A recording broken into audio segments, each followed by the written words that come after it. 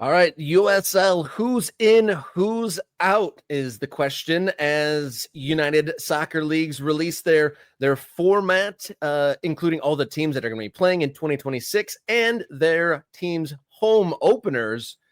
In the USL Championship, lost one, gained two. And the USL League One, lost one and added five. And so the USL Championship will have 25 teams in 2026. And the USL League One will have 18. All right, so here's your 18 teams in USL League One. We'll go from the bottom up. It's usually the other way around, but let's highlight the third division, still for the moment, a third division soccer league. You've got Boise, who is new. We're obviously highlighting them through our countdown to kickoff. Please go watch the countdown to kickoff with Brad Stith on AC Boise. We have AV Alta, second year. Charlotte Independence. I think there's been some question about whether the Independence would survive and whether they could keep it going. But here they are, once again, involved in USL League One. Chattanooga Red Wolves, Corpus Christi. And let's not pretend otherwise. There are rumors out there that people have been talking about whether or not Corpus Christi was going to have to push their launch date back, Rob. That's something we had heard. In the end, more than one person, too. More than one person, question about the ownership there, and we're not in a place to judge, but it's not like everything has been smooth sailing for Corpus Christi, and it does feel like that is a significant lift for a organization, for a basically moving up with the same ownership they had from the previous level, right? That's like, oh, okay, you're talking about trying to go pro without bringing in significant new money or finding a new owner. And maybe there is more money coming in, but that's interesting there. We got Fort Wayne. We've got brand new team. We got Ford Madison. Ryan Schmeltzer's Ultra Spotlight of the Week. That's his team, Fort Wayne. Sorry, there you go. Shout out to our man Ryan, Fort Wayne.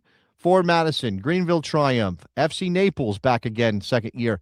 Cosmos debuting. Also watch the first ever episode of Countdown to Kickoff. Countdown to Kickoff. With the CEO of the Cosmos, Eric Stover. More to come there. We've got one Knoxville, Portland Hearts of Pine. We've got Richmond Kickers. Always great to see the Kickers still alive, still kicking, no pun intended. Sarasota Paradise. We've highlighted them on this show. We've got South Georgia Tormenta. And that's a club, too, that is kind of like fighting the good fight in a smaller town, a smaller market. Spokane Velocity. We've heard some things about Spokane, Rob. Mm-hmm.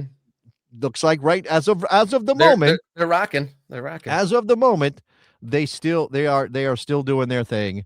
We've got Union Omaha. Shout out to our Union Omaha people who are in the chat, and Westchester back for year 2. All right, so go ahead. So down one, losing Texoma. Obviously, that team moved down to USL 2. And then Rodeo FC is going to come in the future from what we understand. But yeah, new to the league, Boise, Cosmos, Corpus Christi, Sarasota, and Fort Wayne. And one other note about the format that was released this week, and notable in general just because it's a huge time spread, is the 2026 regular season home openers were also announced. Out in California, AV Alta is starting on March 7th, but you see Westchester in the bottom right of this graphic. They're going to be cold. They are also kicking off their home opener on March 7th up there in the very northeast up there in New York State. Yeah, that thing of trying to figure, like, I was reading, the format, which is for USL, obviously it's just one league and we're not doing cross conference. We'll get to that with the USL Championship. But that just the complications of trying to put together the schedule. Like I'm not a math guy. I don't know if you knew this about me, Rob. Not a math guy. So for me, that whole permutation thing is mind-boggling, and I want nothing to do with it. Here are the home openers for USL League One, by the way. You mentioned that. AV Alta March 7th. Ford Madison not making their home debut until May 29th. Did we find out why that might be? Is there an update on that? We don't have an exact update yet. Hopefully Jenny can clack away in the background here for a second. We assume that maybe that's some sort of a stadium arrangement, some sort of unavailability of their home venue, but that's a huge spread to go 3 months into the season without a home game is quite the asterisk to put on the balance of your season. So I guess basically the second half of the season is all at home.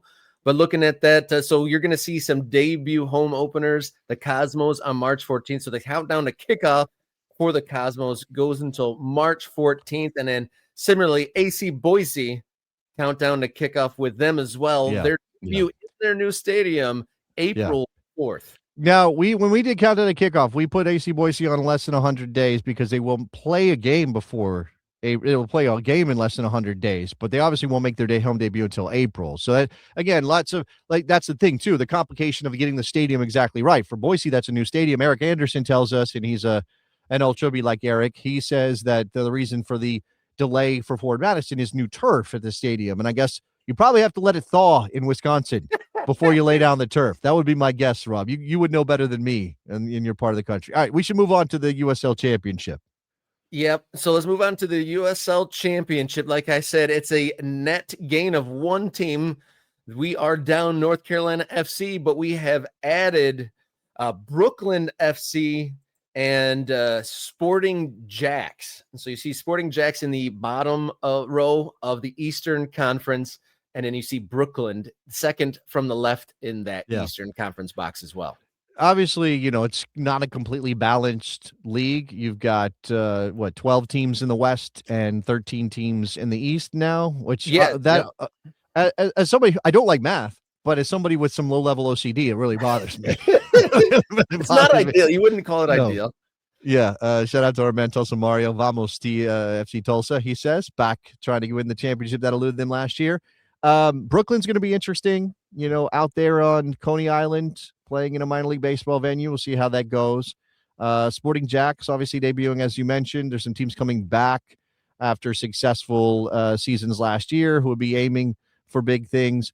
Lexington in year 2 in the championship after promotion, not the normal way of promotion, but promoting themselves to the championship is certainly interesting. What else stands out for you? You want to talk about home openers for this league as well, Rob? Because I got those. Yeah, so that's not quite a big of a spread. Obviously, we know now that Ford Madison was pushed back because of stadium stuff, but March 7th, opening weekend in the USL Championship, and that's definitely some cold weather games there for a lot of those teams in the northern part of the country. But I'm trying to think of what the most compelling. So of the new teams, we got Sporting Jacks and who is the other brand new team? Brooklyn FC. Let's see, who would they have in there? So Sporting Jacks is hosting Hartford on March 7th in Florida, and then Brooklyn is hosting Indy 11 on March 8th. That'll be chilly up there in Brooklyn. I also see that Rhode Island is hosting Loudoun United on March 7th. So that'll be a chilly one in the Northeast. There's some interesting matchups here. Obviously, it's always exciting to know when your home season is going to start. Our man Tulsa Mario, probably very excited for Tulsa to host, looks like San Antonio on March 14th.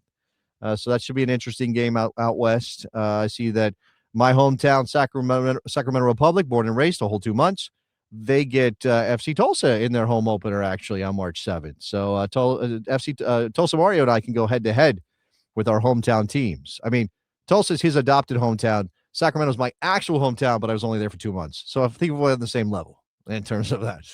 A couple of things that stand out to me. I mean, it wasn't news, but the venue for Brooklyn FC, I saw maybe just people with the announcement of the schedule. People looked up Brooklyn FC and where they're going to be playing. A lot of people online lamenting at the home venue that Brooklyn FC is going to be using. And then I don't understand. It's a baseball stadium. We're doing baseball stadiums. That's the deal. What's the problem? But I was just going to say, I don't understand Miami FC.